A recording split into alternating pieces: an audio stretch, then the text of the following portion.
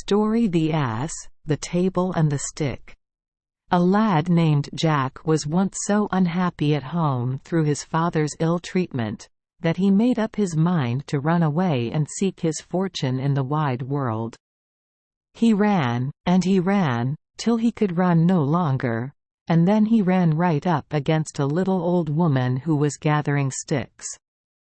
He was too much out of breath to beg pardon, but the woman was good-natured, and she said he seemed to be a likely lad, so she would take him to be her servant, and would pay him well. He agreed, for he was very hungry, and she brought him to her house in the wood, where he served her for 12 months and a day. When the year had passed, she called him to her, and said she had good wages for him. So she presented him with an ass out of the stable, and he had but to pull Neddy's ears to make him begin at once to ee-aw. And when he brayed there dropped from his mouth silver sixpences, and half-crowns, and golden guineas. The lad was well pleased with the wage he had received, and away he rode till he reached an inn. There he ordered the best of everything, and when the innkeeper refused to serve him without being paid beforehand, the boy went off to the stable, pulled the ass's ears and obtained his pocket full of money. The host had watched all this through a crack in the door, and when night came on he put an ass of his own for the precious Neddy of the poor youth. So Jack, without knowing that any change had been made, rode away next morning to his father's house. Now, I must tell you that near his home dwelt a poor widow with an only daughter.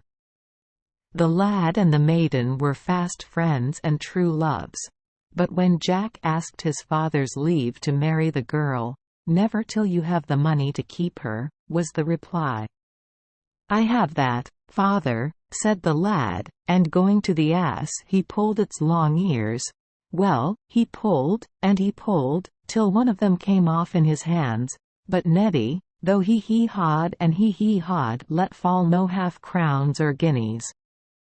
The father picked up a hay-fork and beat his son out of the house. I promise you he ran. He ran and ran till he came bang against the door, and burst it open, and there he was in a joiner's shop. "You're a likely lad," said the joiner. "Serve me for 12 months and a day, and I will pay you well." So he agreed, and served the carpenter for a year and a day. "Now," said the master, "I will give you your wage," and he presented him with a table, telling him he had but to say, "Table, be covered," and at once it would be spread with lots to eat and drink.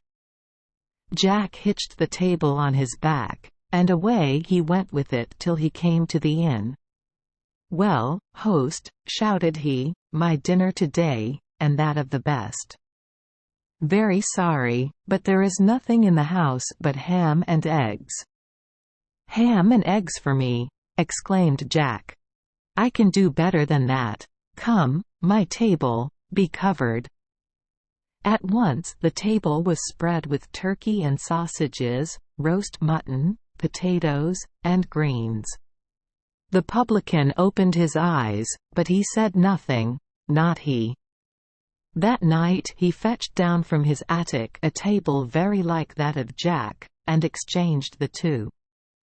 Jack, none the wiser, next morning hitched the worthless table onto his back and carried it home.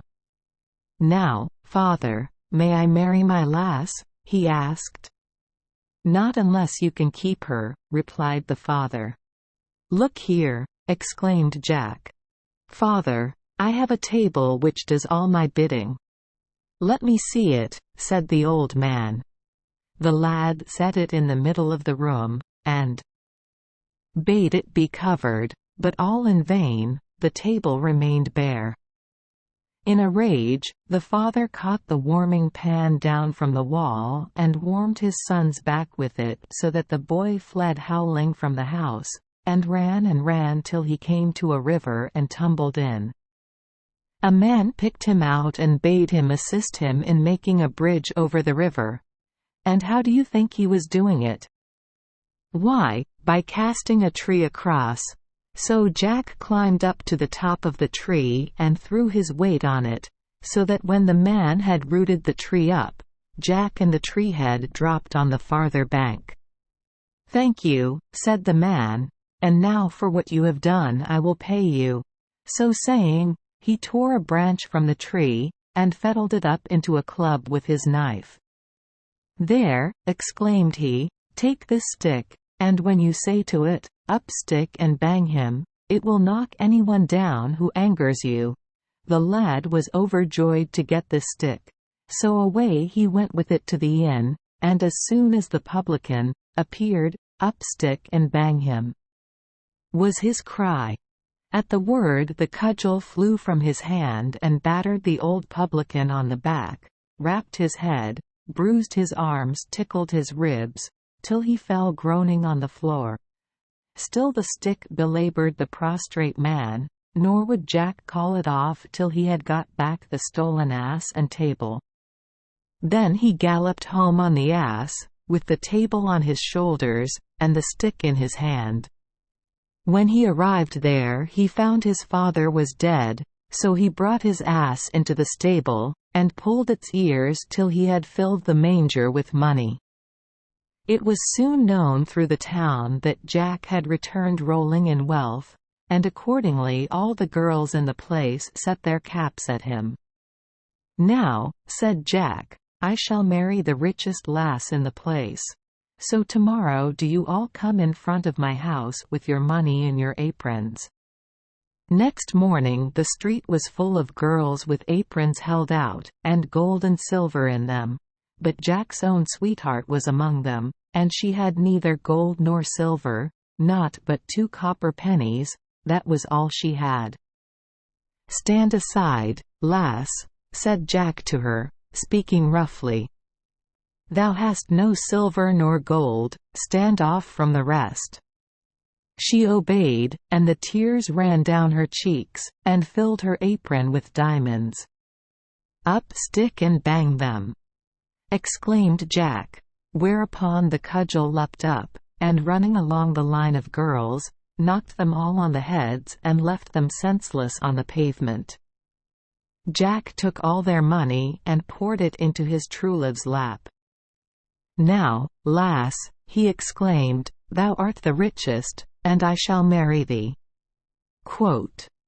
Thank you for joining us for today's fairy tale. We hope these stories bring joy and meaning to your day. If you love our channel, please hit the subscribe button so you won't miss any exciting tales. Wishing you a good night and sweet dreams. See you in the next story.